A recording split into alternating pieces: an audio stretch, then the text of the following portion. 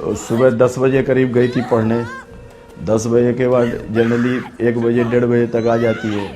आज वेट करते रहे कि कोई फ्रेंड के साथ कहीं चली गई है या क्या है, तो घंटा 1.5 घंटा 2 घंटा और वेट करने के बाद फिर सब जगह फ़ोन वगैरह उसकी फ्रेंड वगैरह को किया गया, पूछा गया, कहीं से कोई पता नहीं चला। ये कहानी है 1999 की।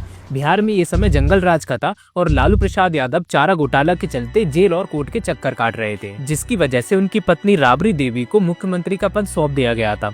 चोरी, डकैती, अपहरण, हत्या, बलात्कार, ये लालू के जंगल राज में एक आम बात थी, जिसका शिकार शिल्पी और गौतम भी बने। शिल्पी जैन पटना के एक बड़े कारोबारी की बेटी थी। उनके पिता उज्जवल जैन की कमला स्टोर नाम से एक कपड़े की दुकान थी। शिल्पी पटना वुमेन्स कॉलेज की स्टूडेंट थी। दूसरी तरफ वो मॉडलिंग को भी एक्सप्लोर कर रही थी और 1998 में उन्होंने मिस पटना का खिताब भी जीता था और हर अखबार के एडिशन में उनकी फोटो भी छपी थी। 1999 में जब वो पटना वुमेन्स कॉलेज से पास आउट हुई थी तो फेयरवेल पे उन्हें क्वीन का खिताब भी मिला था। कॉलेज के बाद अब शिल्पी पटना के एक इंस्टीट्यूट से कंप्यूटर का कोर्स कर रही थी। 22 साल की शिल्पी का गौतम नाम का एक दोस्त था। दोनों ने कुछ समय साथ बिताया और अब ये दोस्ती प्यार में तब्दील हो गई थी। गौतम सिंह के पिता BN सिंह लंदन में डॉक्टर थे। उनका पूरा परिवार विदेश में रहता था और गौतम पटना में अकेले रहते थे, जिसके पीछे का मेन कारण था राजनीति। गौतम को राजनीति में काफी रुचि थी, इसलिए उन्होंने लालू प्रसाद यादव की राष्ट्रीय जनता दल की यूथ विंग को ज्वाइन कर लिया था। अब लालू यादव तो जेल में थे, लेकिन ऐसा कहा जाता है कि उनकी पत्नी राबड़ी देवी का भाई साधु यादव उस समय पार्टी का भार संभालते थे। उस समय साधु यादव कोई MP या MLA नहीं थे,